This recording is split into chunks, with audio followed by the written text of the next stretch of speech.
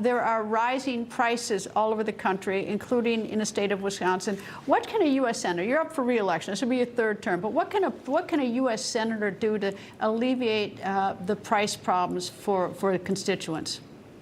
Vote against deficit spending. Inflation is pretty easy to define. It's too many dollars chasing too few goods.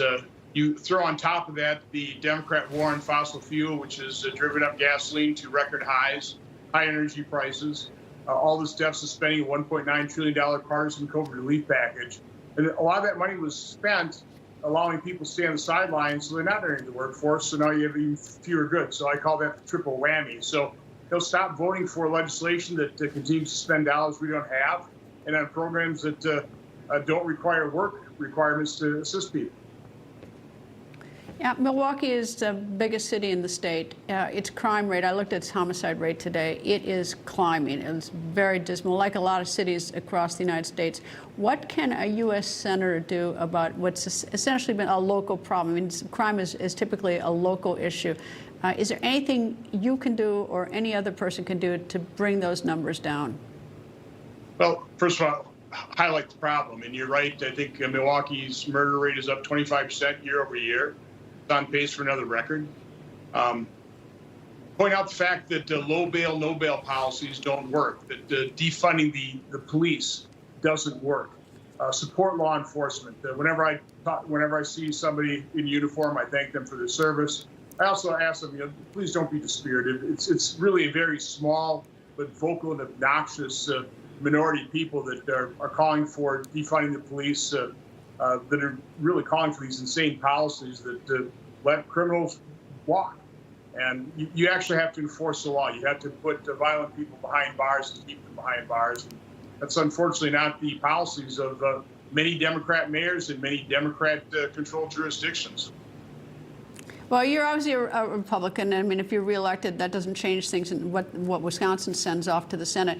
But if the Senate should become Republican majority, how different is that for the American people? What would you expect? Well, we're probably not going to see massive deficit spending bills. President Biden is still trying to push back a skinny down version of Build Back Better. This is with inflation at 9.1%. So we certainly could stop his radical left agenda. But the president has an awful lot of power when it comes to immigration, the border. We have a completely out of control open border right now. We were just down there. You see the human depredations of that. It may be not a very satisfying answer, but you could stand toward history and yell stop. You could stop the more destructive policies of this administration. I think we need to lay out our agenda. Is it gaming it, or would you work with President Biden? Because, it's sort of interesting to watch Republicans and Democrats and wondering who's up, who's down, and who has the power and who's not. But what we don't see a whole lot of is, someone sort of almost reaching across the aisle and say, oh, let's figure out how to fix these problems. It's a lot of, who wins. Well, it depends on how chastened he might be from a really bad election. Would he move toward energy independence again? Unfortunately, an awful lot of bipartisan work in Congress is further mortgaging our kids' future. You've got a lot of bipartisan support for spending money we don't have. I don't think we're in a position to do that anymore. I'd be happy to work with this president to simplify and rationalize our tax system. We have to stop over-regulating our economy. The fact that President Trump stopped over-regulating our economy was a big boost to strong economic growth.